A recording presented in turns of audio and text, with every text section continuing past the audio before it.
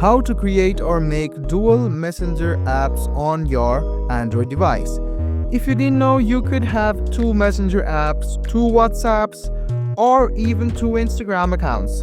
So to do that, you can just go ahead and swipe down and click on settings on the top right hand side. Then scroll all the way down until you find advanced features.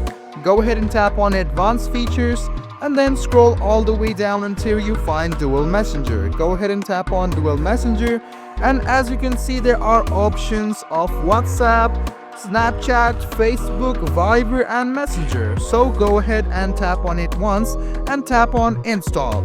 As soon as you do this, a second version of WhatsApp, Snapchat, Facebook, Viber or Messenger will be created.